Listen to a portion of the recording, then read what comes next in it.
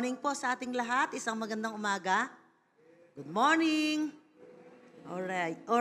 Tuloy na po tayo sa message ng Lord sa linggo pong ito, sa Sunday, sa ngayong ating pagtitipon. And I believe may gagawin pong maganda ang Diyos sa ating mga puso, sa ating mga buhay. Amen. Praise God. Greater than I, exalt Christ in your life. Tingnan po natin ang teksto from John chapter 3 verses 22 to 31. Ang sabi po, Then Jesus and his disciples left Jerusalem and went into the Judean country. Jesus spent some time with them there, baptizing people. At this time, John the Baptist was baptizing at Aenon, near Salim, because there was plenty of water there.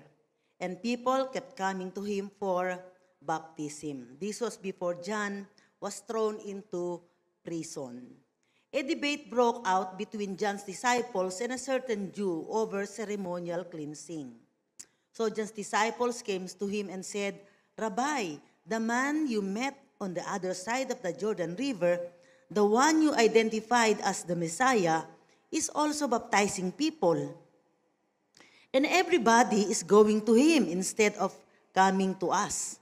John replied, No one can receive anything unless God gives it from heaven. You yourselves know how plainly I told you, I am not the Messiah. I'm only here to prepare the way for him. It is the bridegroom who marries the bride, and the bridegroom's friend is simply glad to stand with him and hear his vows. Therefore, I am filled with joy at his success. He must become greater and greater, and I must become less and less. He has come from above and is greater than anyone else. We are of the earth, and we speak of earthly things, but he has come from heaven and is greater than anyone else. Ang Diyos po ang magpapala ng pagkakabasa ng kanyang banal na salita. Ulitin ko po ang title, Greater Than I, Exalt Christ in Your Life. Now, isama rin ko po ulit sigurong maliit yung nabasa po natin kanina. So, ang istorya po ay umiinog nung instance yung mga followers si John the Baptist, ay sinabihan siya na may somebody na nagbabaptize na sinabi ni John na siyang Messiah. At ang mga tao sa halip na kay John the Baptist pumupunta, ay doon na sa taong yun. And of course, ang ating Panginoon, Jesus yun. Now, sa wikang Tagalog ay parang ganito, nagmamarites po sila, Boss, dati ikaw ang sikat, pero ngayon hindi na, si Jesus na yung sikat. Di ba? So yun, nung araw din pala na yun, nung panahon ng araw ay may mga nagmamarites din. Now, perhaps yung pong mga followers ni John the Baptist ay na-surprise sa kanyang sagot. Kasi hindi nila siguro inaasahan na ba't ganun ang sagot ni John. Na instead na negative things ang kanyang sabihin, kasi sa natural na tao, pag medyo ganun, nasa sapawan, sisiraan niya yung taong parang nakakagay sa kanya.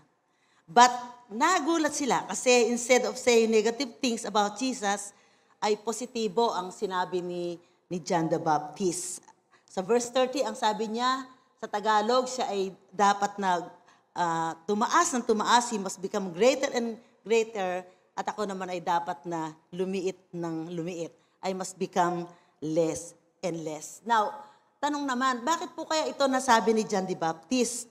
Well, in my meditation, ito po yung nakita ko, because John the Baptist knows his main mission in life. Amen? Alam po ni John the Baptist, ang purpose niya sa kanyang buhay, at ang kanyang misyon. And in fact, sa verse 28 ay kanya itong reiterate.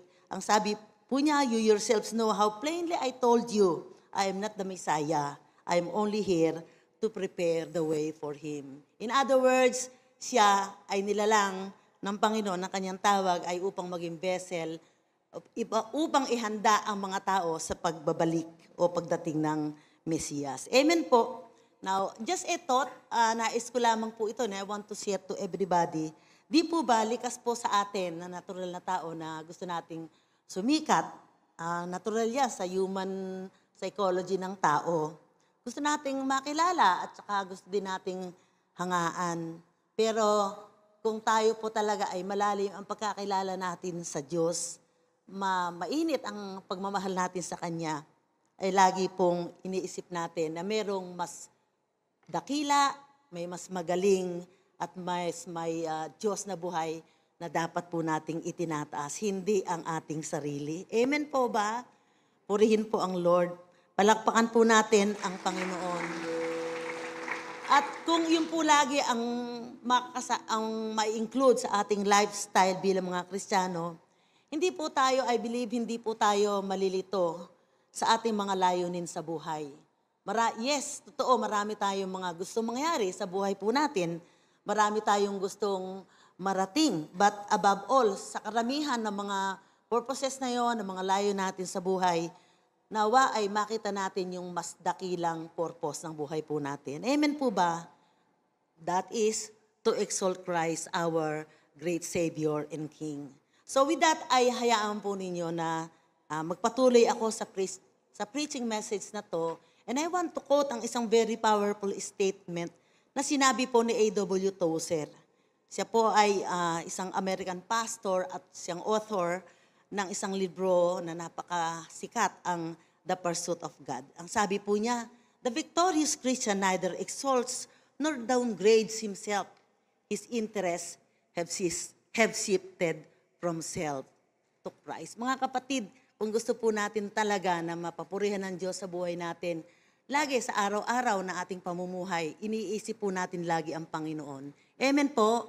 Hindi lamang po iniisip natin ang ating mga gusto sa buhay, lagi natin iniisip ang ating Diyos. So the preaching message, I believe it's from the Holy Spirit, greater than I, exalt Christ in your life. So now ang tanong, paano naman po natin maitataas ang ating Panginoon sa ating mga buhay? In order to do that, we have to deal with the three main issues. Also, although marami naman po mga issues. Number one, love for popularity, you have to deal that. Love for self-entitlement and personal comfort. Nakakasunod po ba tayo? Amen po? Alright, so i-discuss po natin ito one by one. Yung issue number one is love for popularity, which is about the desire for recognition and self-exaltation. Alam po ba ninyo, ito po palang love for popularity ay merong pinakaugat o yung root cause. At ang root cause nito ay yung narcissism. Ano po ba pag sinabi nating narcissism? Pag sinabi po nating narcissism, it means excessive interest in admiration of oneself. Sa Tagalogin ko na lang, masyadong believe o hanga sa sarili. Siguro ito yung mga taong laging nananalamin at tinitingnan, gandang-ganda siya sa kanyang sarili. So, ang opposite po naman nito, ng narcissism, with respect to love for popularity, is self-effacement. Ano naman po ang pag sinabi nating is self-effacement. Naku, nagkamali yata dyan. That is self-effacement, which is the quality of not claiming attention to oneself. At tandaan po natin, that if a person has narcissistic attitude, he is selfish and is always craves for admiration. Amen po? Now, going back kay John the Baptist, si John the Baptist po ay very clear na wala siyang self-effacing attitude. In fact, yung nabasa natin kanina, hindi niya dinidesire na siya ay makilala. And makikita po natin ito doon sa kanyang response doon sa marites ng kanyang mga followers. O boss, hindi na ikaw ang sikat. Mga ganon. Ano po ang sabi? Yun po ay bali parang kakaiba o kabalintunaan sa natural na ugali ng mundo. Na dapat ako ang sikat, dapat ako ang pinakamagaling sa lahat. Tingnan nga po muna ulit natin yung verse 30 just to give emphasis, yung kanyang sagot. Ang sabi po niya, he must become greater and greater. I must become less and less. He has come from above and is greater than anyone else. We are of the earth and we speak of earthly things, but he has come from heaven and is greater than anyone else. Nakakasunod po tayo? Amen po. Purihin po ang Panginoon. Now, the question is, since ang problem po natin, yung love for popularity, our desire for recognition and self-exaltation, ano po ba ang dapat nating gagawin upang i-deal ang issue na to? At in the end, ay maitaas po ang Panginoon sa buhay po natin. Simple lamang po ang sagot, make Jesus popular instead of yourself. Gawin po natin na si Jesus ang popular sa buhay po natin kesa sa ating mga sarili. Amen po? So, ano po ang ibig ko pong sabihin dito? Katulad ng aking nabanggit kanina, pangatlo ko nang sasabihin ngayon, nalikas po sa atin na gusto nating makilala at gusto nating sumikat. Pero tandaan po natin, katulad yung nabanggit kanina doon sa pinaka-video clip, na dapat ay hindi po tayo. Si Lord dapat ang sikat. Amen po? At kung sakali man po na i-allow ng Panginoon na tayo ay makilala ng tao, ay nais ko lamang pong siguro bigyan kayo o tayo lahat ng isang simpleng paalala na pakabantayan po natin ang ating mga puso. Amen po ba? Na sa halip na magmalaki ay punuin po natin ito ng pagpapasalamat at pagpapakumbaba sa Diyos. Sapagkat ang lahat na kasikatan na inaani ng tao, mayroon pong katapusan. Amen po. At yan po ay nanggagaling lamang sa Diyos. Ito po yung aking simpleng reminder sa ating lahat that the more you become popular, the more that you should stay humble and ascribe to God the honor and the glory. Purihin po ang ating Panginoon. Hallelujah! Praise be the name of Jesus. So with that, ay siguro maglagay lang po ako ng kaunti lang patutuo dito. Just a few days ago, ako po ay naka-receive ng letter from the officer of the Association of the Government Accountant of the Philippines telling me to attend their annual convention this coming 3rd week of October. Kumbaga, ang short ng Association of Government Accountant of the Philippines. Kasi sabi po niya, magkakaroon daw po ng awarding. Lahat po ng mga government accountants, auditors, ay nag-a-attend po doon. I think sa nga ba, Bacolod ba o sa Cebu, kalimutan ko na kung saan, gagawin. At ang sabi po niya, noong officer ay dahil kami po ay tatanggap ng award, ang office po namin ay tatanggap ng award at bilang isang director, ay dapat daw po akong naroon. At ang award daw po ay, yung daw pong NFRDI Accounting Office ay one of the best accounting offices in the Philippines. Ininominate daw po kami, hindi namin alam, ng aming resident auditor at ng kanilang cluster director. At yung daw po palang award na yon ay ibibigay ng Department of Budget and Management and the Commission on Audit. Purihin po ang Lord. Hallelujah! So, now, ang ano po, ang pinaka-focus hindi yung award, kundi ito po, may mga nag-text po sa akin, of course, siyempre, praising me as their leader, as their director, saying good things to me on my leadership, and etc., etc.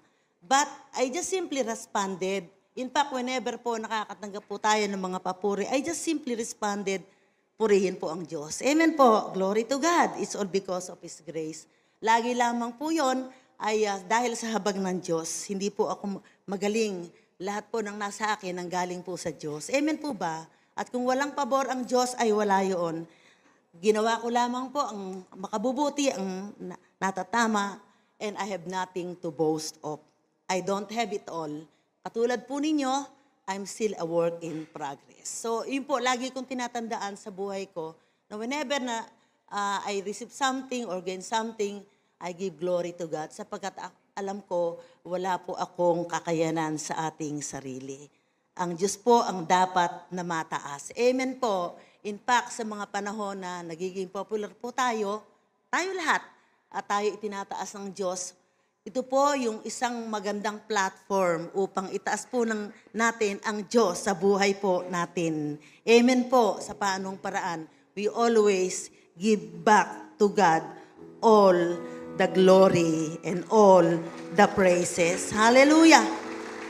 At alam ko, yun po ay nakalulugod sa Diyos. Now, punta naman po tayo sa ating iglesia. At dito po naman sa church, ay tandaan po natin na whenever na tayo pumupunta po sa ating iglesia, people come to church to see Jesus. Amen po ba?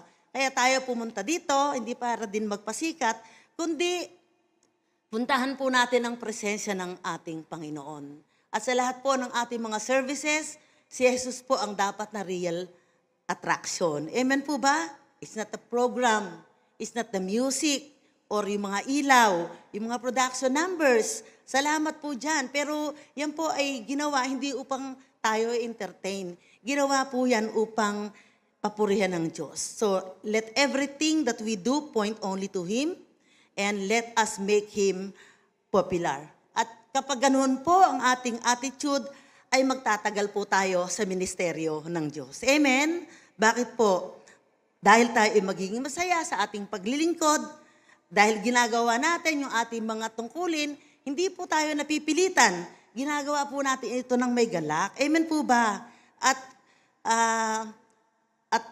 kahit man hindi po tayo mapansin ng ating mga leaders, tandaan po natin yan. And then, at kung sakali man po, halimbawa, na hindi nga tayo napapansin sa kabila ng ating mga ginagawa, sa kabila ng ating mga contribution sa iglesia, ay tandaan po natin, nakita na po yan at inilistahan ng Diyos. Amen po. At siya naman po talaga ang pinakamahalaga. Huwag ka nang mapansin ng tao, okay lang yon.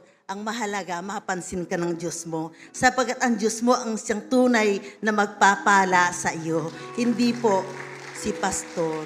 Hallelujah. So kung sino man po sa atin, halimbawa, dumaranas, at dumarating yung mga ganung kaisipan, na pagod na ako sa church na to, nagla-life group ako, pero parang hindi man lang ako kilala ni Sister Lilian o ni Pastor, na hindi man ako maalala, ay tandaan po natin na ginagawa po natin ang lahat na ngayon para sa ating Panginoon. At malay din po natin, baka kaya inaalaw ng Lord na hindi tayo mapansin o hindi tayo mapuri, ay sinusubok po ng Panginoon ang ating pananampalataya. Amen po ba? Kung yung tunay na pagmamahal natin at pagmamahal sa Diyos, ay gusto niyang makita kung ito ay lantay. Tandaan po natin mga kapatid, that life is full of various tests and trials. And that include the test of our faith and love to God. And we will pass the test if our motive has shifted from self to Christ. Si Jesus lang dapat ang sikat. Amen po ba?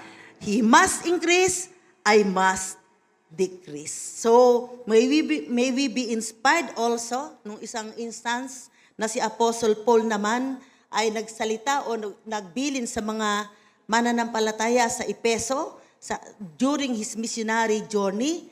Ang napakaganda po ng kanyang sinabi doon sa Acts 20 verse 24. Ang sabi po niya, but nothing, not even my life, is more important than my completing my mission. This is nothing other than the ministry I received from the Lord Jesus to testify about the good news of God's grace. Purihin po ang Panginoon. And as I close this particular point, nais ko lamang po sigurong bigyan kayo ng isang life-changing principle na bunga ng ating pong pagme-meditate ng kanyang mga salita. Our noble calling in life is to know Christ and make Him known to all people. As John 3:30 said, He must become greater and greater, and I must become less and less.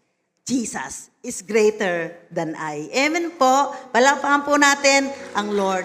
Hallelujah. Number 2 is love for self-entitlement. Ano naman po ito? It is the feeling that you're entitled to something. At again, pareho po nung point number 1, ang root cause po nito ay yung narcissism. At ang opposite ng self-entitlement, in effect, is humility, which is a modest or low view of one's own importance. Now, ang sabi po ng mga psychologists ay, yun daw pong mga narcissistic people is have this attitude also. They crave for self-entitlement.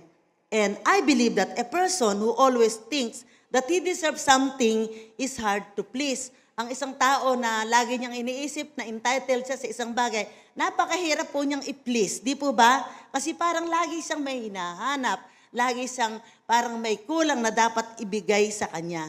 And on the higher note, they can never please God. Kailan naman hindi po nila mapalulugod ang Diyos sa kanilang mga ugali dahil they always think of themselves. Say for example, pag sa trabaho, kapag lagi kang pagod o maraming ginagawa, lagi mo naisip dapat ma-raise o ma-increasean ang aking sweldo. Di po ba? Ganyan yung at pag-iisip ng mga tao na mahilig o mahal nila ay yung self-entitlement. Nung po ako yung nagpiprepare nito, naisip-isip ko lang, binalikan ko yung aking buhay sa gobyerno. I'm been with the government. I'm serving the government since 1982. So, i-count ninyo yun, mas matanda pa ako. 41 years na ako sa government. Ang tagal, ano? Payat pa ako noon. Ngayon, payat quote-unquote. Ano lang, yung kapayatan sa akin ay wini-wish ko na lang. Ang tagal na.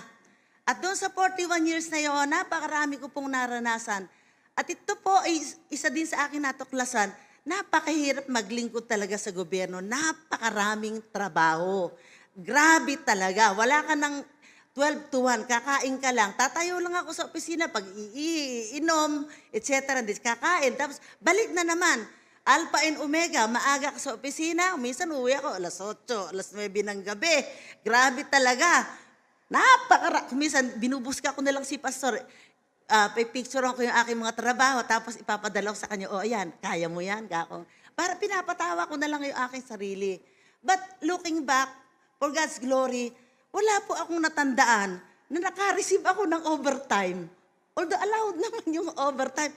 Pero walang overtime. Hindi ko po naisip na mag-claim ng overtime. Nung nakakilala po tayo sa Lord, ito po yung naging prinsipyo po natin.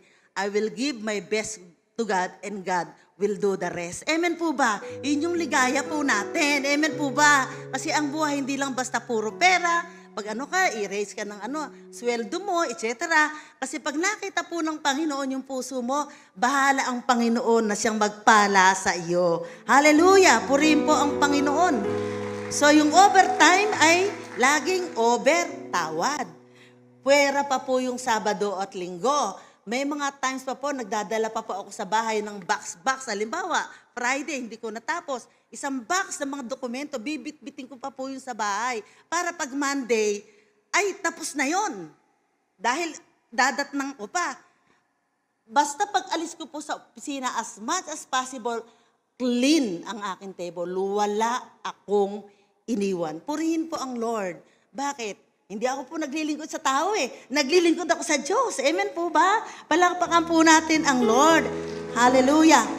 Now, meron pong sinabi, yung isang article na akin nabasa, yung 17 signs you are dealing with a self-entitled person. Isa po siyang psychologist. Sabi po niya, self-entitled people often feel as though their self-worth is greater than everyone else around them. That they're better or more important in some way. They think highly of themselves and overestimate their abilities. Self-entitlement is a growing epidemic in the world today. Naku, epidemic pala to. In the past few years, it's been used as an excuse for awful behavior and has become one of the most common traits of a narcissistic people. So, tandaan po natin yan. But purihin po ang Lord, ang tunay na nagmamahal sa Diyos, nakakakilala sa kalakihan ng Diyos sa buhay niya, hindi po tayo ganito. Now, naalala ko lamang po ang Panginoon po, mayroong sinabi doon sa Luke chapter 14, verses 7 to 11. Ito po yung minsan, nagsishare po siya sa kanyang mga disciples. Marami siya mga itinuturo doon sa mga disciples niya. At isang bagay na kanyang itinuro, yung kapag yung sitwasyon or instance na kapag ikaw ay nakumbida sa mga special occasion. Ito po ang sabi po niya, when he noticed how the guests pick the places of honor at the table, kasi dumalo po siya sa isang handaan ng isang Pharisee, si Jesus. So nag-o-observe siguro si Jesus at meron mo siyang napansin. Siguro may mga tao na unahan kung saan uupo ng maayos tsaka mas maganda. So ang sabi po niya, when he noticed how the guests picked the places of honor at the table, he told them this parable. When someone invites you to a wedding feast, do not take the place of honor. For a person more distinguished than you may have been invited. If so, the host who invited both of you will come and say to you, give this person a seat. Then humiliated, you will have to take the least important place. But when you are invited, take the lowest place. So that when your host comes, he will say to you, friend, move up to a better place. Then you will be honored in the presence of all the other guests. For all those who exalt themselves will be exalted. Purihin po ang ating Panginoon. Question again, paano naman natin i-deal yung self-entitlement kung gusto natin lagi tayo entitled sa lahat? So ano ang gagawin natin upang ma-exalt po si Christ sa ating buhay? Ito po ang simpleng sagot. Let us develop grace mentality. Purihin po ang Lord. Now, bago tayo magpatuloy ay i-define lamang po natin yung salitang grace.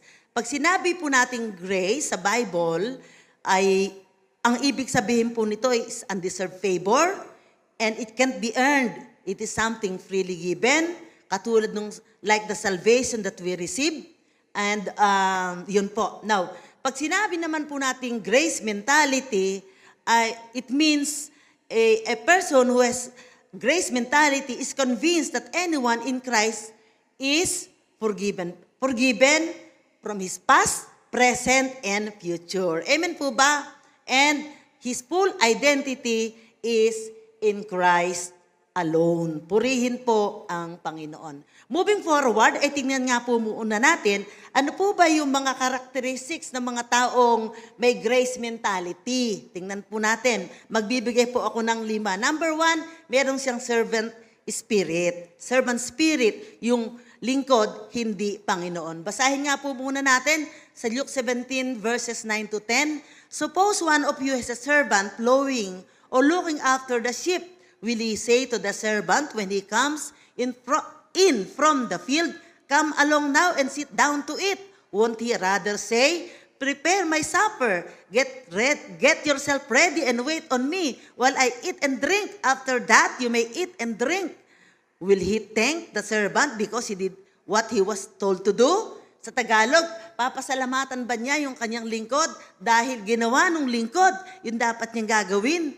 So you also, when you have done everything you were told to do so, should say, we are unworthy servants. We have only done our duty. Napakaganda po ng verse na to. Kapag ito po ay ginawa natin na isang panuntunan sa buhay, kailan naman hindi po tayo magiging mapaghanap. Amen po ba? Dahil kung lagi po tayo naghahanap, nagiging mapaghanap po tayo sa ating kapwa, mabibigo po tayo. Kasi lagi tayong may kulang at kulang, ang kapwa natin ay lagi nagkukulang din sa ating inaasahan at hindi po tayo kailanman matutuwa o sasaya sa buhay. Pero kung ang puso po natin ay puso ng isang lingkod, kailanman ay matutuwa po tayo o magagalak sa buhay po natin dahil ginagawa lamang po natin ang ating mga tungkulin. Amen po. Letter B is humble or mapagpakumbaba. In fact, yung A ay kamag-anak po ng letter B.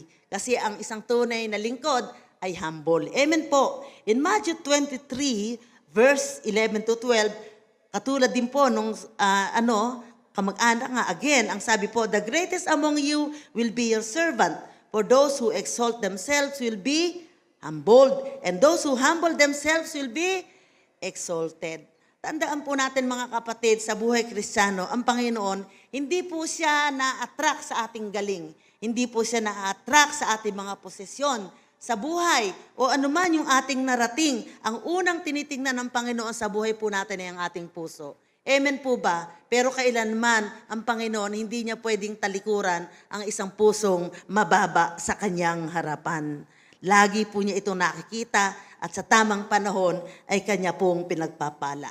Letter C is trustworthy o mapagkakatiwalaan. At hindi ko na lamang po i-expound. Ang example po nito ay yung parable of the talents. Amen po ba? Na ibig sabihin sa maliit o malaking bagay na pinagkatiwala sa atin ng Panginoon ay maging matapat po tayo dyan. At pag ipinakita po natin na tayo matapat sa mga ipinagkakatiwala ng Lord, ay dadagdagan pa niya ng mga ipagkakatiwala sa atin. Unti-unti pong itataas tayo ng Diyos. Letter D is faithful or matapat. Now, it is required that those who have been given a trust must prove himself faithful. And in fact, sa pagharap po natin sa Lord, ang lagi lang niya sasabihin, welcome, my good and faithful servant. Amen po. Letter E is always ready and available for the Lord's work. So, tandaan natin, always ready and available. Naalala ko po minsan ang Panginoon ay nagsalita doon sa Old Testament, sa Book of Isaiah. At naghahanap ang Panginoon ng tao o ng servant niya na magpupulfill o gagawa ng layunin ng Diyos. Kasi ang Panginoon po, napakarami po niya magagandang layunin at gustong gawin sa tao. Subalit nangangailangan po siya lagi ng alulod. Amen po. At sa isang instance po, ay ito po ang kanyang nasabi doon sa Isaiah chapter 6 verse 8. At doon din ay makikita natin ang sagot ni Prophet Isaiah. Ang sabi po, also I heard the voice of the Lord saying, sa Isaiah po ang nagsasalita dito, whom shall I send and who will go for us? Yun ang sabi ng Lord. Then I said, sabi na Isaiah, here am I. Send me. Purihin po ang ating Panginoon. Hallelujah! Pwede po bang palakpakan po natin ang ating Panginoon? Bakit siya related sa grace mentality? Kasi ang isang tao na mayroong grace mentality, naisip niya na ang lahat ng bagay na nasa kanya ay ay bunga lang ng habag at biyaya ng Diyos. Amen po. At bilang response, dapat meron siyang servant spirit, dapat ay nananatili sa mapagpakumbaba, sa mapagkakatiwalaan, sa matapat at laging handa sa gawain ng Panginoon. And in fact, ito po yung isang natutunan natin sa ating mga buhay. Kapag po tayo ay ginagamit ng Panginoon, wag po natin itong ipagmalaki o wag sumama po ang ating loob. Huwag tayo mapakaraming mga excuse. Bakit po? Kapag pinapagamit po natin ang ating buhay sa ating Diyos, it's as if sinasabi po natin, Panginoon, this is my response because of your goodness over my life. Amen? Issue number 3. Dito na po tayo magtatapos is the love for personal comfort, which is a strong desire for physical or psychological ease. At ang opposite po nito, nung love for personal comfort is self-sacrifice, which is the giving up of one's own interests or wishes in order to help others or advance a cause. Purihin po ang ating Lord. Now, going back. Natural din po sa atin, gusto natin yung may comfort po tayo. Di po ba? Example, sa upuan, we want the best seat. Okay? Halimbawa sa sasakyan, we want the best seat. Ako po, pag sa mga sasakyan, ang gusto ko, nung namamasayros pa ako, gusto ko doon sa tabi ng driver. Ewan ko, bakit gusto ko sa tabi ng driver. O kaya doon sa dulo, para madaling bumaba. Ayoko doon sa gitna kasi ikaw yung tagbigay ng nung bayad nung namamaseros din katulad mo. So, utusan kanila. Ayoko yun. Ayoko din yung tabing-tabi ng driver. Kasi definitely, ikaw talaga yung tabi ng driver. Gusto ko, ako yung katabi ng driver o kaya doon sa dulo. We want the best seat. We want the best food. We want the best dress. We want the best place, etc., etc. Now, wala naman pong masama doon if it's done in the right context. But don't you know that in terms of honoring and exalting Christ, we cannot expect personal comfort. Kung gusto po natin na mapapurihan o mataas ang Diyos, si Kristo sa buhay natin, huwag po tayo mag-expect ng personal comfort. Exalting Christ in our lives require sacrifice and self-denial. Amen po ba? At maging ang ating Panginoong Jesucristo po ay isang napakagandang modelo dito. Bakit ko nasabi yon? Imagine po natin ang ating Panginoong Jesus. Doon siya sa comfort ng kalangitan, bumaba siya sa lupa, iniwan ang comfort ng heaven, nagpunta dito sa lupa, napako doon sa krus ng Kalbaryo, namatay just to save you and me. Amen po ba? Palakpakan po natin ang Lord. Hallelujah! So, now, how to deal this issue? At in the end, ay ma-exalt o maitataas ang Panginoon sa buhay po natin. Simple lamang po ang aking sagot. Be willing to undergo self-sacrifice. Practical application. Malapit na po tayong matapos. Halimbawa, sa ating pong mga pinagtatrabahuhan. Huwag po tayong mareklamo. Amen po ba? Lalong-lalo na Kristiyano na tayo. Nakakaya na Kristiyano ka, ang unang reklamador, Kristiyano. Tapos magsasite ka ng Bible, nakakaya. Kung pwede lang, lumubog yung Biblia. Kinakahiya ka na sa iyong mga pinagsasasabi doon. Kapag binibigyan po tayo ng extra trabaho, matuwa po tayo. Amen po ba? Bakit? Kapag binibigyan ka ng extra trabaho, ibig sabihin ang boss mo nagtitiwala sa'yo. Kasi kung walang tiwala sa'yo, hindi niya ibibigay sa'yo. Amen po ba? Sa opisina po, lagi kong sinasabi sa aking mga kaopisina, alam ninyo, kako, pag kayo binibigyan ng extra trabaho, sumaya kayo. Pag hindi na kayo binigyan ng trabaho at kinuha pa ang trabaho sa inyo, doon na kayo umiyak. Bakit? Ibig sabihin, pwede ba umalis ka na? Alin ka na kailangan dito. Gayon din po sa atin. Amen po ba? Dahil tayo ay mga ilaw at salt and light of the Lord Jesus Christ. Amen po ba? Purihin ang Lord. Hallelujah! At kapag ikaw ay maraming trabaho, huwag kang sumisibangot na parang babagsak na ang langit at lupa at meron ng mamamatay at babaha at masusunog. Ito po yung isa kong natutunan at minsan naikwento ko na din po yata sa inyo. Kapag nabibigyan po ako ng napakaraming trabaho, ang itinuro po sa akin ng Panginoon ay maging masaya. Kaya napansin po ba ninyo, ba't lagi ako masaya? Ba't lagi ako maraming trabaho? Kahit saan, dalin. Sa opisina, sa bahay, sa opisina, boss, pero marami ding trabaho. Sa bahay, boss, marami ding trabaho. Kasi luto, labak, hula, plancha, lahat na. Paghiga ko sa gabi, mabibiyak na yata yung aking likod. Pero ako'y masaya. Bakit po? Kasama kong Lord eh. Amen po ba? At least meron pa akong lakas para magtrabaho. Purihin ang Lord. So dapat hindi mareklamo. Purihin ang Panginoon. At kapag ikay lagi ng reklamo sa trabaho mo, lalong bumibigat ang trabaho. Hindi mo siya matatapos kasi, ito na naman, report na naman, ito na naman, sabi na naman ni boss. Kaya ka nga kinuha, may trabaho Alam nga naman, sweldohan ka. Masaya ka, kuya. Di po ba? Kaya ka nga kinuha. Dahil may trabaho. Kung walang trabaho, walang sweldo. Ngayon, mamili ka. May trabaho, na may pera, o walang trabaho, na wala kang pera. Mamili ka lang. Saan ka? Ayaw nyo. Neither. Gusto nila may pera, walang trabaho, walang ganon. Purihin ng Panginoon. Amen po ba? So learn to know your craft and do it well. Pag pinagtrabaho ka, learn to do it. Pagandahin mo. Do not stop until you completed your task. Be diligent, matyaga. Hindi mo kailangang maging super talino upang magawa ng maganda ang isang trabaho. Inmang nag-imbal sa madurman nung una, hindi yan alam mag-imbalsa mo ng tao. Pero sa araw-araw nag-iimbalsa mo niya, perfect paglabas ng patay. Amen po ba? Pinagbuti niya eh. Palapakan po natin ang Lord. Hallelujah! Is that true?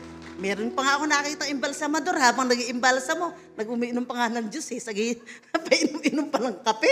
So, if they ask you to do something, do it well. And then, be happy. So, yun ang practical application. Maging parang lagi kang hirap na hirap. Now, in the ministry naman, maging masaya ka din whenever your church leader asks you to do something. Halimbawa, kung ang life group leader mo, pinapagawa ka ng isang bagay, sumaya ka. Amen po ba? Be grateful and thankful because it's your chance to contribute to the Lord's work. Tinawag po tayo ng Panginoon dito. Meron po tayong kanya-kanyang responsibilidad. Amen po? Palapakan po natin ang Lord. Hallelujah. Katulad po nabanggit nung isang Sunday ni Pastor Albert, ako'y blessed na blessed. Sa ministry, may kanya-kanya tayong responsibilidad. Kung meron kang gift, i-offer mo yung gift na yon. Amen po ba? Huwag mo hayaan na ang secular lang ang makagamit noon. It means, tinatrust po tayo ng ating mga leaders. And in that manner, we exalt Christ in our lives. And He is being honored. Magpatuto din po ulit tayo dito. Naalala ko lamang po noon, nung bago-bago pa po kami sa ministry, ay talaga pong matindi. Ngayon, SSL na kamoy, kayo naka-aircon eh. Kami noon, pati kili-kili namin, pawis na pawis, kili-kili, singit, lahat ng pwedeng pawisan. Pawis talaga. Eh, hindi kami nakakita ng aircon noon eh. Wala namang aircon nung araw. Madalang siguro ang aircon nung araw. So, naalala ko noon, San Fernando pa kami, wala pa kami sa Guagua. Nagme-ministry po kami dyan saan na nga ba yun? Sa Francisco Paroba? Saan na nga yun? Sa Makabebe ba yun? Nakalimutan. Ay, sa Minalin. So, every Saturday po, meron po tayong outreach doon. So, pumupunta po kami doon. Pagdating namin doon sa bahay ng Minalin, maglalakad pa kami papunta doon sa baryo. Lalakad pa po kami. I think sila Sister Elan at saka yung tatay at nanay ni brother, yung ating magaling na architect dito. Sino nang ayon? In Jesus' name. Nawala ang aking mga neurons. Yun na nga, sino na nga? Noel, ayan. Si Noel at saka si Sister Josie, handong pa sila noon. So naglalakad po kami, at pati pag-uwi, gabi yun. Lakad lang. Tapos, overnight prayer meeting pa po kami sa church. Overnight. Ang trabaho ko po na, tagaluto ako ng sopas, mga alauna, ako yung tagaluto na sopas. Kaya paborito ko yung sopas eh. Kasi yun ang aking ministry noon. Pag mga alauna na, pupunta na ako ng kusina at magluluto na ako ng isa-isang kawang sopas, magdamag yun. Bukod pa po yung meron kaming life groups. I think ang hinahawakan ko noon, Bible study pa ang tawag noon, ay mga 2 o 3 Bible studies. Diyan sa Riles, 3 yan eh. And then, nag-aaral pa ng Bible School, MWF, ang aking pag-aaral. Sekretary pa ako ni Pastor noon, kahit pa mali-mali English ko, pero hindi si Pastor Alex. Baka masyado siyang ma-inlove sa akin kapag agad na, maaga yung pagpapakasal. Pero hindi pa, bata pa siya, hindi pa pwede. Nabuking-buking na. So, ibig sabihin? Pero sa kabila noon, hindi ko po sinasabi ako yung magaling. Kasi marami naman kami. Pero ang isa pong natutunan namin, masaya kaming naglilingkod. Amen po ba? And take note, mga libre po ang mga workers katulad ni Pastor Albert. Amen po ba? Palapakan po natin ang Lord. Hallelujah!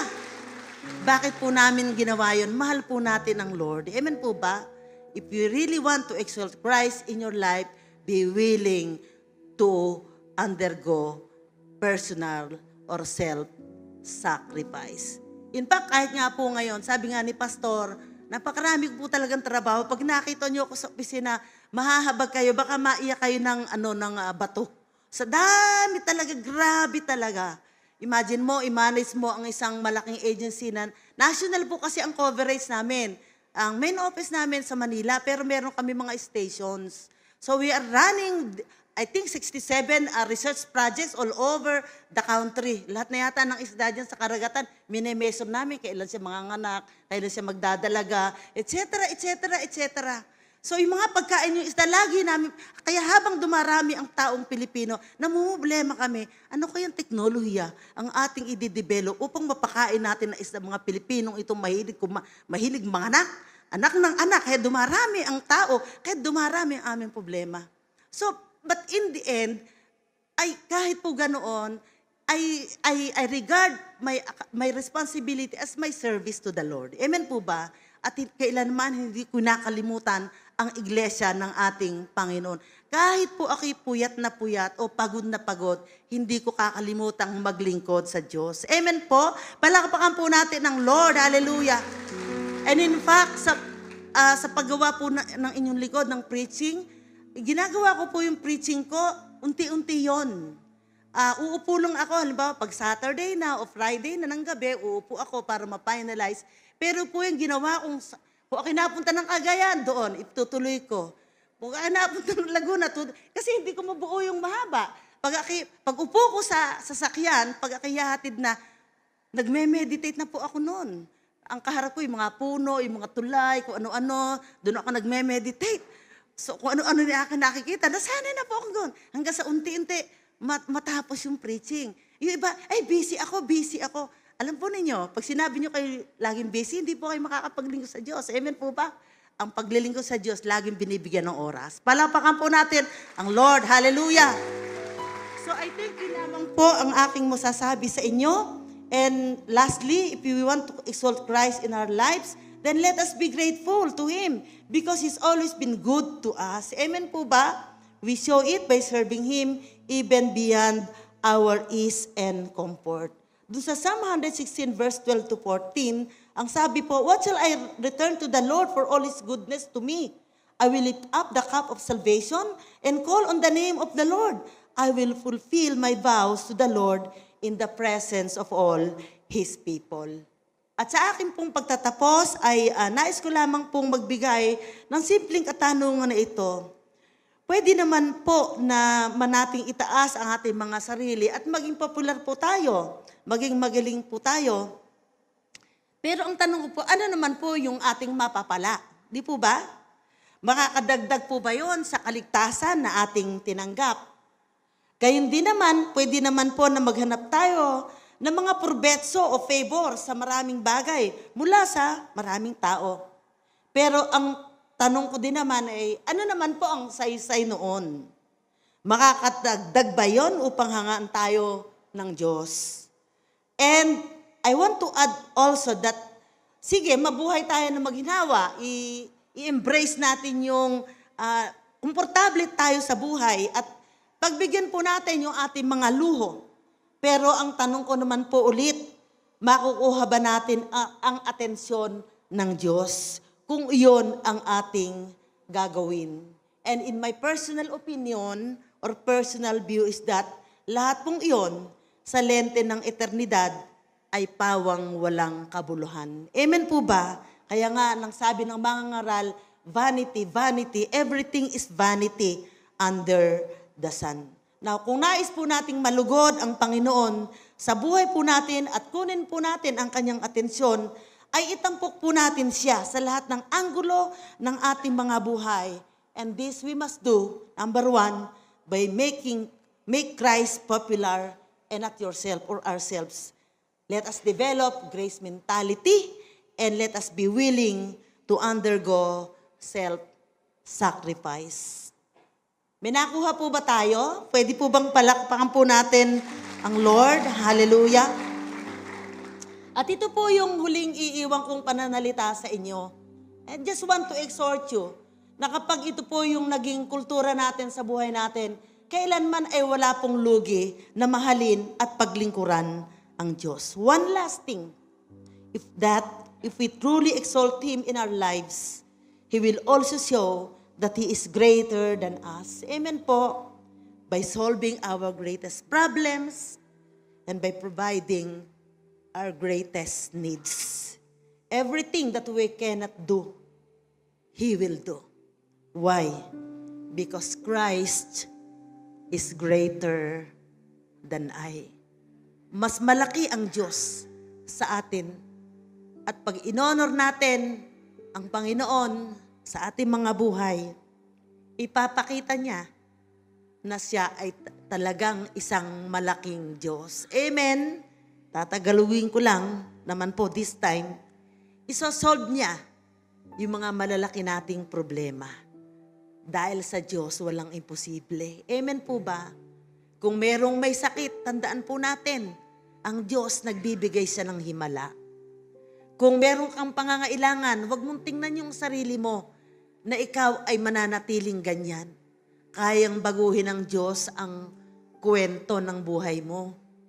Basta ang focus mo lang ay mapapurihan siya sa buhay mo. Mapansin ka man ng iyong mga leaders o mga boss o hindi. At yung hindi mo kayang gawin dahil limitado lang ang iyong kakayanan, dumarami ka na sa dulo ng pader, kumbaga, parang imposible, kayang gawin ng Diyos para sa iyo. dahil siya ay isang malaking Diyos. Hallelujah! Purihin po ang ating Panginoon.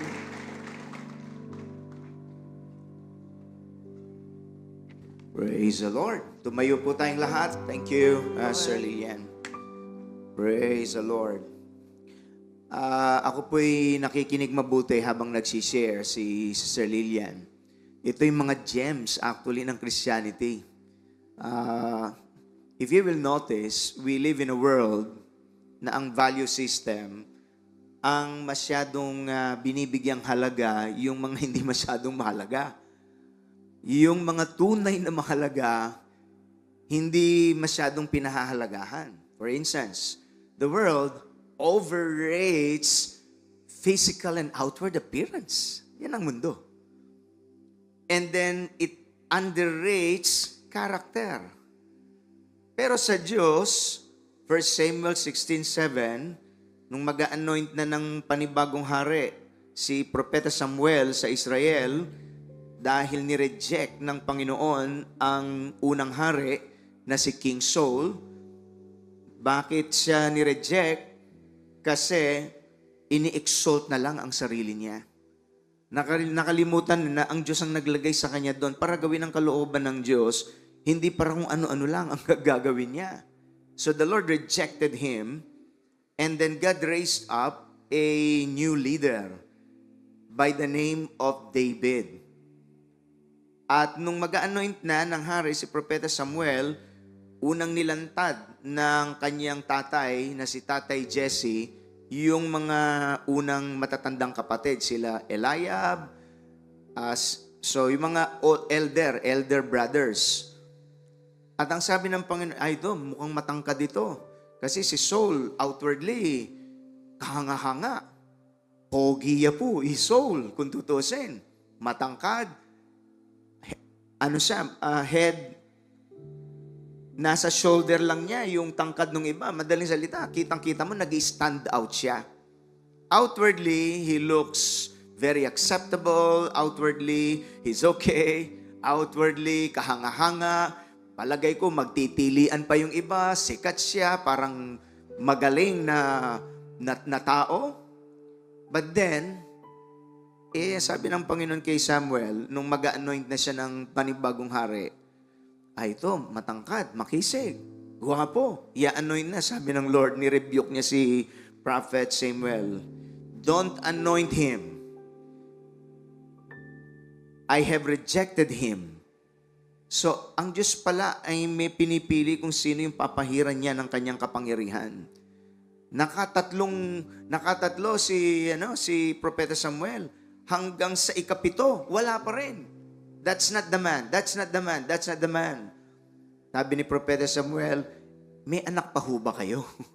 At itong si Tatay Jesse, bigla niyang naalala, ay oo nga pala si David. Madaling salita, wala man sa radar niya ang kanyang anak na si David na utusan at masunurin naman nandoon nag-aalaga ng tupa.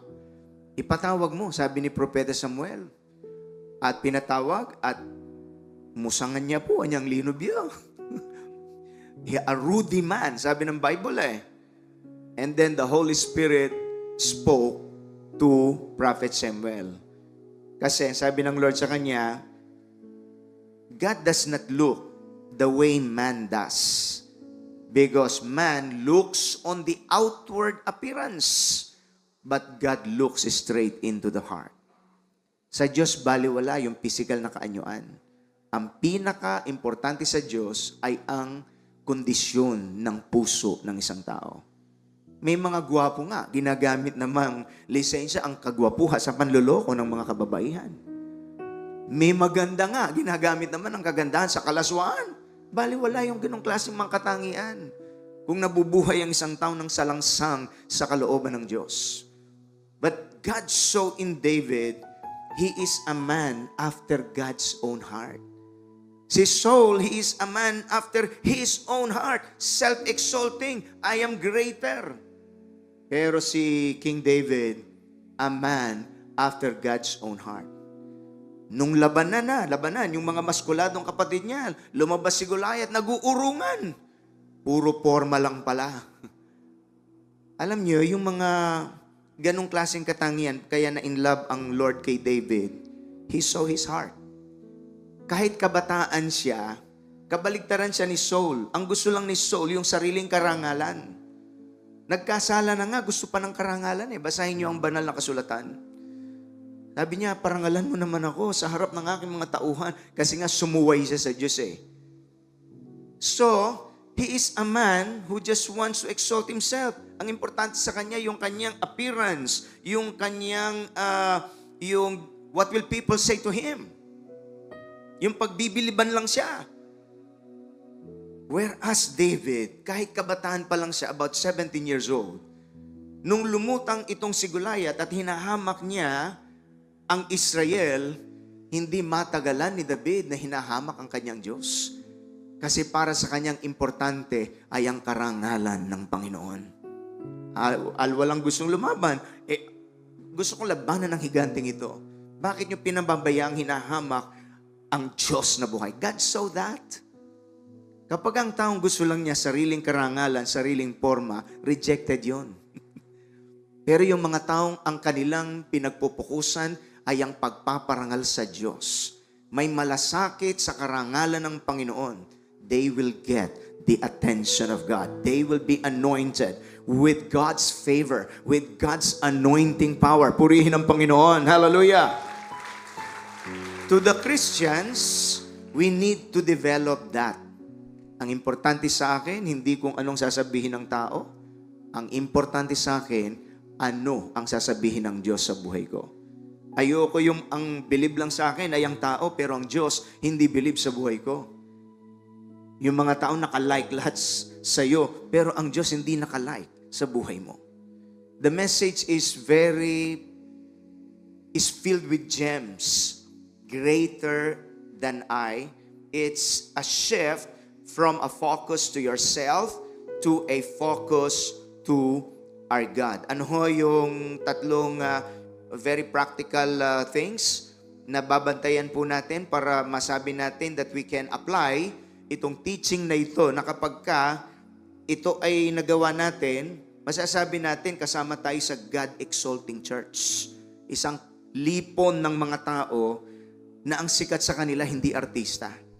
Ang sikat at gusto nilang maparangalan ay walang iba kundi ang Diyos na walang kapara, walang katulad ng kanyang pag-ibig, ang kanyang pagmamahal. What are those three things? Very quickly, labanan yung gusto mo lang sumikat.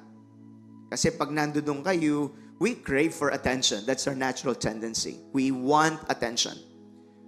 But we've got to watch that, na ang attention na yon mainam sa Diyos natin kunin. Kasi kapag attention lang ng tao, pupurihin ka ng tao ngayon, pero bukas susumpain ka. Ang Diyos kakaiba.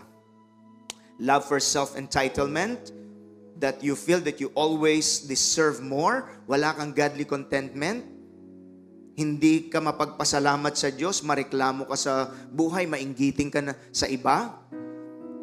And then, love for personal comfort. Because in following the Lord, you will be inconvenienced many times. So, ang ganda nung isang take-away ko dito, make it your goal to exalt the Lord and not yourself. Kapag nag-focus ka dito, ang sabi ng Panginoon, yung nagmamakataas, yung tinataas ang sariling bangko, ibabagsak sila ng Diyos. Pero yung marunong magpakababa sa Panginoon, yun ang tinataas ng Panginoon. Kaya ang problemahin mo, hindi yung paano itaas ang sarili mo. Ang problemahin mo, paano mong itaas ang Diyos, bahala siyang magtataas sa iyo. Purihin ang Panginoon. It's a simple but a very powerful secret of life. And you don't need the attention of everybody else. For as long as you know that you're getting God's attention, who can see your heart, trusting Him, obeying Him, the best way you can. So, nabibuild ang iyong sense of maturity. Labanan natin yung carnal nature.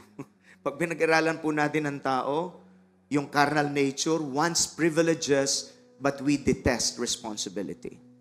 We want success, but we don't want sacrifices. We want to wear a crown, but we don't want to carry our cross. Sa Christian life, baligtad. Yung mga hindi umaayaw sa responsibilidad, they will be given better privileges in life. Yung mga willing magsakripisyo kung kinakailangan, yun ang mga tunay na magtatagumpay. Yung mga sinabi ng Lord, if any man wants to come after me, let him deny himself, carry his cross, and follow me. When you do that, one day, you will wear a crown of God's favor. The preaching is very powerful. Always remember that. Greater than I. Si Kristo ang pipilitin kong itaas sa buhay ko. Ayokong maging sikat. Gusto ko ang maging sikat sa buhay ko ay ang Panginoong Jesucristo. Purihin ang Diyos. Sing that song with me. My Jesus, my Lord, you're the Lord of my life. Wherever you go, wanna be by your side. No longer I, no longer I, but Christ living in me, serving you for all eternity. Serving you for all eternity. My eyes set on you in this race that I run. No longer my ways. No longer my way. Let your will be done. Your will be done. You make me a servant. My heart set free. Clinging to the cross, I'll follow you. I'll follow you. Your hand is lifted before the presence of the Lord.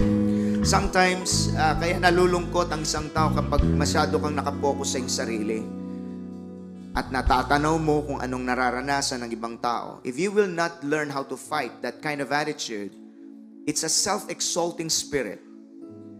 At ang isang taong merong self-exalting spirit, nagsisika para yan ay maging sentro ng atensyon. Very insecure person.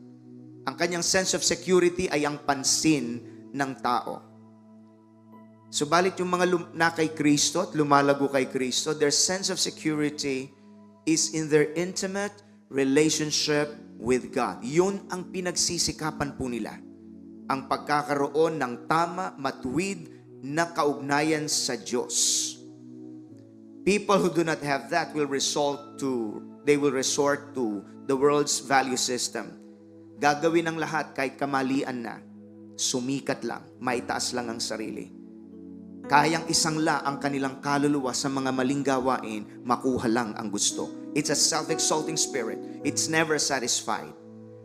But people who finally discover na si Kristo ay sapat na at hindi magpapabaya ang Panginoon sa Kanya, hindi mo pwedeng tatakutin ng mga taong yan. Mababait, subalit may tapang silang harapin ng mga hamon sa buhay. Sapagkat alam nila may Diyos po silang maaasahan. You see, God wants us to enjoy life, but He also wants us to endure. He wants us to have faith in Him for miracles, but God also wants us to be faithful to Him. Manampalataya, subalit maging matapat ka rin sa Diyos. And when we make this as our life principle in this life, I'll just be like John the Baptist. He must increase. I must decrease. The question then is, how much of Christ is seen in you? O ikaw lang ang nakikita sa iyong buhay? Pangarapin po natin and we can include it in our prayer. Lord, help me. Gusto ko ikaw ang mag-increase sa buhay ko. Maibaba ako. Ikaw ang mapuri. Ikaw ang may taas. The Lord taught me years back, kapag may mga sitwasyon ka sa buhay, you can pray a kind of prayer like, Lord, kailanman hindi ka po nagkulang sa buhay ko. Ang madalas magkulang po'y kami. Kulang kami ng pasasalamat. Kulang kami ng katapatan sa iyo. Subalit kailanman na hindi ka nagkulang sa amin. Ang kami iligtas mo mula sa tiyak na kapahamakan ay higit pa sa sapat. Maraming salamat po, Panginoon. And when you practice that self-effacing spirit, that thankful and grateful heart, regardless of your situation, mararanasan mo unti-unti, itataas ng Diyos ang buhay mo. Hindi mo kailangang mambalyan ng pinto. Ang Diyos ang magbubukas ng pinto para sa iyo. He will promote you, He will bless you, and He will vindicate you. Your hand is lifted before the Lord. It's a very secure kind of life. When you begin to practice, He must increase, I must decrease. The struggle stops because you know may Diyos na nakatingin sa iyo. Ang pinakamahalagang mata ay nakatingin sa iyo. And He will care for you. He will fight your battles. And He will be there for you. Sumunod nawa ang panalangin sa mga gustong mag-commit. I want to practice this kind of lifestyle. And I will fight and refuse the value system of this world. Hindi mo kailangang maging sikat bago ka maging masaya. Kailangan mo lang tiyaking ikaw ay ligtas at may tamang kaugnayan sa iyo. You will experience the joy of salvation. Lalakad ka sa isang lugar kahit hindi ka tinitignan ng mata ng tao. Ang mata ng Diyos na nalulugod sa iyo ay nakatingin sa iyo. And He will ensure that you will have a blessed future and a wonderful eternity. What a wonderful, powerful truth from God's Word. Would you follow this prayer? Lord Jesus Christ, Lord Jesus maraming salamat po. maraming salamat. Tinatanggap ko ang iyong mga salita, Tinatanggap ko ang iyong mga paalala. ang iyong mga paalala. Forgive me, Lord, for there are times Forgive me, Lord, for there are kapag times ako'y nakakalimot. kapag ako'y nakakalimot. I want the attention of people I want the attention more of than your divine more attention. than your divine attention. Help me, Lord, make the shift Help me, Lord, to make the shift from focusing on myself from focusing on myself to focusing on Christ, my Lord. to focusing on Christ. my Salamat Lord. sa iyong mga salita. Salamat sa iyong mga salita. God resists the proud, God resists the proud, but He gives grace to the humble. but He gives grace to the humble. Humble yourselves, Humble yourselves. therefore, before the Lord, Therefore, before the and He will exalt you in due time. Lord exalt you. Ako po'y nangangako Ako po'y ng isang buhay isang na ikaw ang itatanghal, ikaw ang ikaw ang itataas. itaas. I will exalt you in my life. I'll exalt you in my family. I'll exalt you in the talents and abilities na yung ipinagtitiwala po sa akin. I'll exalt you in my profession. I'll exalt you in every aspect of my life because I owe it all to you. Because I owe it all to You you. are my Lord. You are my Savior. You are my Savior. Maraming salamat sa katiyakan Sa ng katiyakan, kaligtasan kaligtasan, at ng tagumpay at pagpapala kay Kristo Jesus. Palakpakan po natin ang Panginoon. We believe it, Lord. We believe it. In the name of Jesus. Saluhan niyo po ang mensaheng ito. I-practice namin ito, Panginoon, lalo na sa mga panahong nadidistract po kami ng value system ng mundo. Mahugot namin ang aming mga puso mula sa maling pagtutuon, O Diyos. We thank you for reminding us that when you look at us, you're looking straight into the condition of our hearts. And may you see us, Lord, with that desire of wanting to exalt you more. Be it in times of trials or be it in times of triumphs, pararangalan ka po namin, Panginoong Diyos. Whoever came here, Lord God, na nagparangal sa iyo with various situations because they honored you, would you bless your people today? Would you lift your hands to Jesus? Habang nakataas ang kamay ng iyong mga anak, a declaration of how much we need you in this life, how much we love you, Lord. Bless your people. Sino mang nagdako dito na matindi ang kabigatan, ibsan mo po ang kabigatang nadarama niya sa kanyang puso. Ipadama mo, O Diyos, that all things will still work together for good to those who love you and to those who are called according to your purposes. You can change situations, Lord. Hallelujah. Idantay mo nga po ang iyong kapangyarihan, Panginoon. Maghimala ka sa buhay ng iyong mga anak.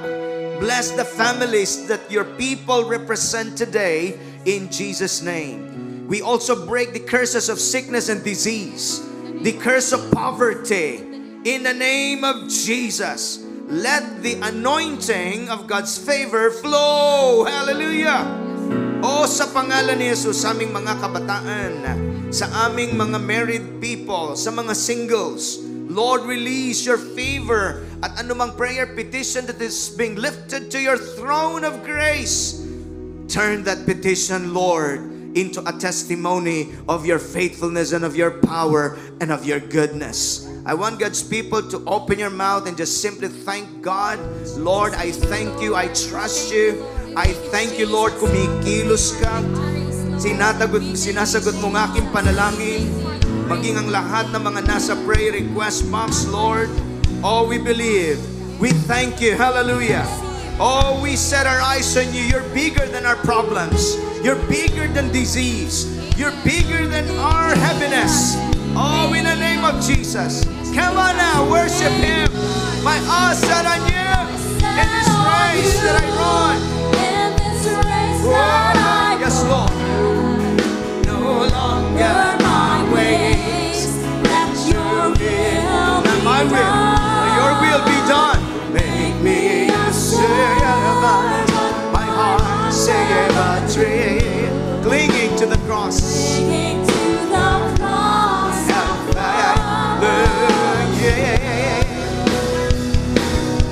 Yes, Lord. You're the love of my life. Wherever you go. Wanna be by your side. No longer I, but Christ living in me. Serving you for all eternity. My eyes Set on you in this race that I run. Allow the Spirit of God to fill you. You're my way. Oh, yes, Lord. Let your will be done. Be a servant, my heart's ever true. Thank you, Lord Jesus. Clinging to the cross, I'll follow you. I'll follow you. There are those who came here, medyo bumibitaw ka sa marubdob na pagsunod sa Panginoon.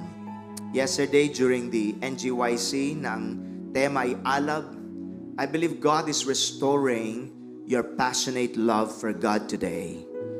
Balikan mo ang yung mga spiritual na disiplina, and instead of following and pursuing the value system of this world, pursue knowing Christ more. Pagpalain niyo rin po, Panginoon, ang mga elemento na aming tatanggapin sa aming banal na komunyon, ang mga tinapay na simbolo po ng iyong katawang nabugbog sa krus ng Kalbaryo, at ang mga fruit of the vine na simbolo po, O Diyos, ng iyong banal na dugong nabubo, dumaloy upang kami ay luminis sa aming mga kasalanan. Idantay mo nga po ang iyong kapangyarihan. Make them, Lord, as a point of contact to all of your people. Release all of Calvary's blessings. In the name of Jesus. In the name of Jesus. We thank you, we honor you. In Jesus' name, amen and amen. Makakaupo po tayo sumandali habang dinidistribute ang mga banal na elemento po. Praise God, praise God. The same song, let's sing the same song. Yes, Lord Jesus. Yes, Lord Jesus. Standing in awe of your grace. We thank you for your grace, Lord. Setting my feet in your ways. Entering into your presence.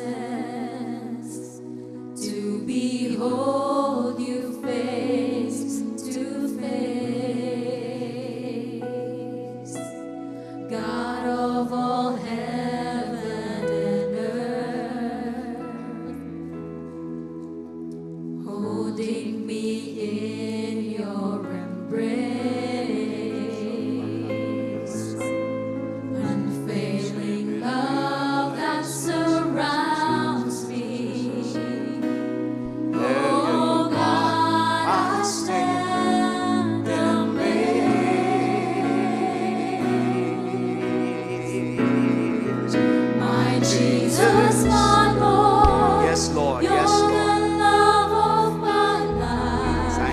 Jesus. Wherever you go, wanna Praise be God. by your side.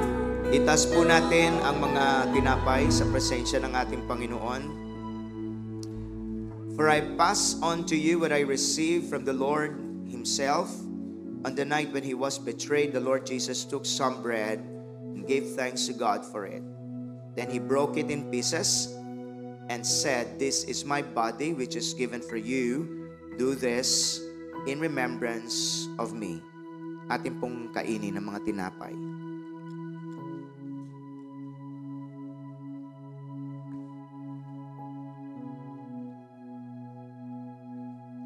Itaas din po natin ang mga saro. In the same way, He took the cup of wine after supper, saying, "This cup is the new covenant between God and His people, an agreement confirmed with my blood. Do this in remembrance of me as often as you drink it. For every time you eat this bread and drink this cup, you are announcing the Lord's death till He comes." Ang ibig sabihin ay ina-activate po natin ang ating pananampalataya.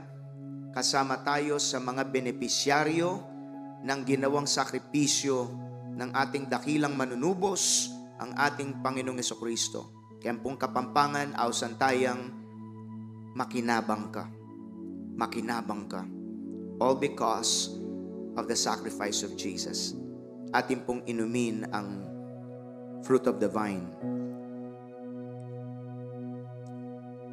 Thank you, Lord Jesus. We thank you, Lord. We receive it, Lord. We receive it, Lord Jesus. Pwede ho bang tumayo tayong lahat and declare our faith declaration this morning once again? Everybody say with me, Lord Jesus Christ. Lord Jesus Maraming salamat po Maraming salamat sa magitan ng iyong sakripisyo sa magitan ng iyong sa krus ng Kalbaryo. sa krus ng I am saved. I am saved. I am healed. I am healed. I am delivered. I am delivered. I have the victory. I have the victory. The devil is defeated. The devil is defeated. And now my commitment, Lord, And now my commitment, is to Lord, exalt you. is to exalt you. Maibaba po ako. Maibaba mo. Maitas ka sa buhay ko. Maitaas ka sa And I claim your favor. In Jesus' name. If you believe God heard your prayer, give Him praise. Hallelujah. Yes, it's our vow. My eyes set on you. Shift from me to you, Lord. My eyes set on you. Sa buhay na ito, sa lakbay ng buhay, hindi na sarili kong paraan, kundi ang kalooban mo. It make me say, clinging to the cross.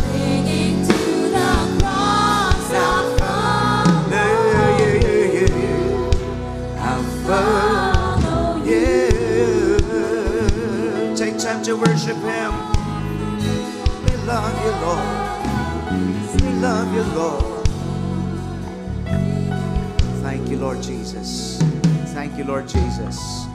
What a joy, Lord God, to know na mayroon kaming Diyos na nangakong He will guide us. He will advise us in the best pathways in life. And that you will always watch over us. Lift up your hands for the final pastoral benediction. The Lord bless you and keep you. Cause His face to shine upon you. May the Lord be gracious to you and give you His peace. The Lord bless you indeed and enlarge your territory. His mighty hand to be upon you and keep protecting you from evil. The love of the Father, the grace of our dear Lord and Savior Jesus, and the sweet fellowship of the precious Holy Spirit be upon us all, now and forever, and all will say, Amen and Amen. God bless you po. Pagpalain tayong lahat ng Panginoon. See you next week, and to God be the glory.